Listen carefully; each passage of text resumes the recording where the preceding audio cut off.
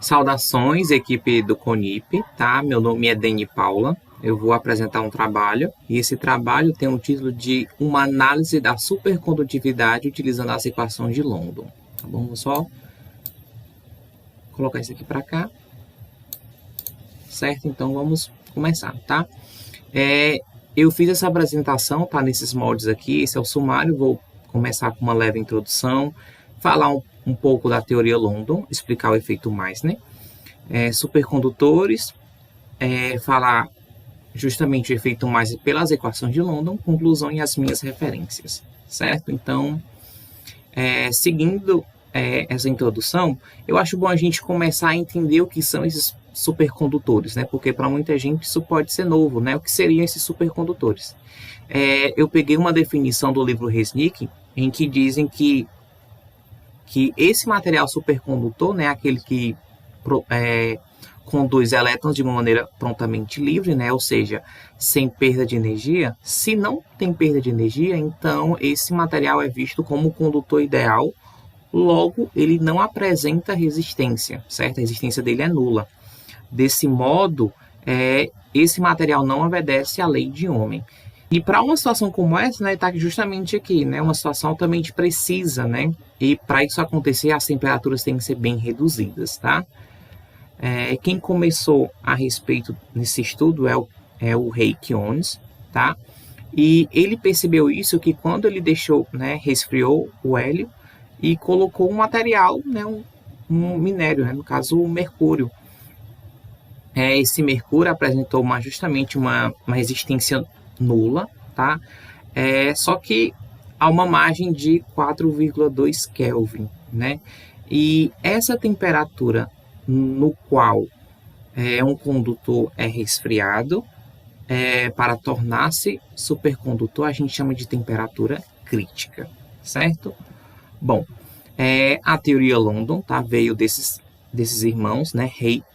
Haynes e Fritz London, certo? Que ao estudo, né, da supercondutividade, eles somaram mais duas equações, as equações de Maxwell, né? A primeira seria essa, tá bom?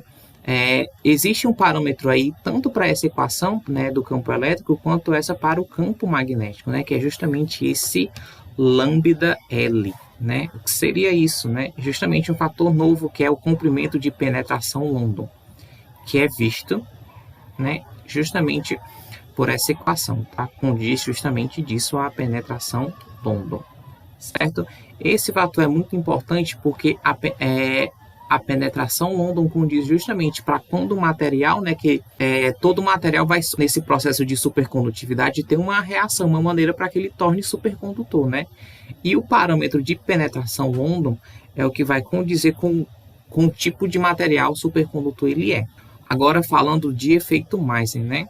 Bom, quando a gente tem justamente um condutor, certo, que com potencial para se tornar condutor, certo, este material é exposto a um campo magnético, certo, e à medida em que, sendo exposto a um campo magnético suficientemente fraco, né, à medida em que você baixa essa temperatura, certo, ele vai anular o campo magnético que existe dentro dele, no momento em que ele é condutor, e ele anula o campo magnético dentro dele, tornando um material supercondutor. Desse modo, né, ele se torna um material diamagnético perfeito, né? Ele possui um diamagnetismo ideal, né? O efeito Meissner consiste justamente disso. Agora, eu devo lembrar que é justamente para condições em que as temperaturas são bem reduzidas, certo? E, claro, né, como disse aqui, tem que ser um campo magnético suficientemente fraco, porque se for muito intenso, né, pode sair justamente do efeito Meissner, né? E nesse caso aqui que eu estou mostrando, né, é quando um material qualquer, né, um material condutor, é exposto a um campo magnético, né, e está aqui, onde a minha temperatura, né, é maior que a temperatura crítica.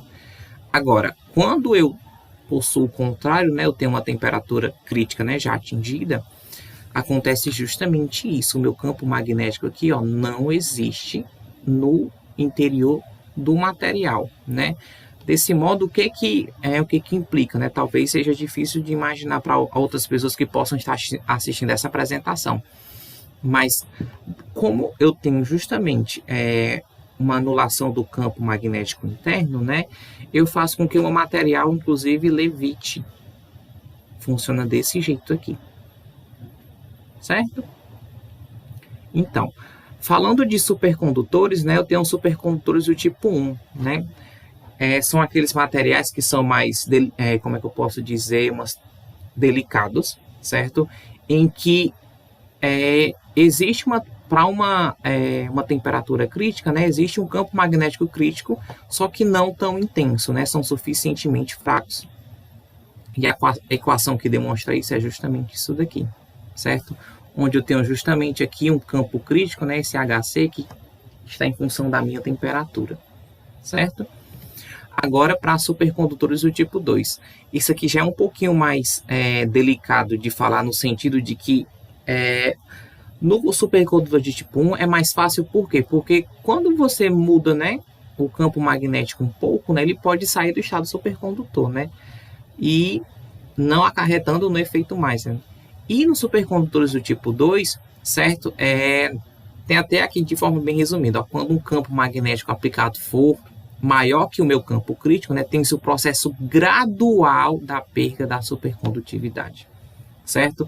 Para essa questão é dito que esses materiais possuem 3 valores de campo crítico, né? Porque existe o campo crítico, né, quando está em transição, certo? Existe também quando é um processo gradual, tanto que eu já cheguei até a ler que é dito que existe um processo parcial do efeito Meissner, né? E quando realmente é o caso que ele vira, né, um diamagnetismo perfeito. Agora, o efeito Meissner pelas equações de London, certo? De acordo com as equações do movimento, né? Porque essa é uma análise qualitativa da situação, certo? Eu tenho essa equação, né? Onde esses índices que vocês veem desde o começo da apresentação, né? Que tem um asterisco, é a anotação justamente para definir que é a carga do superelétron, certo? E a massa do superelétron, né?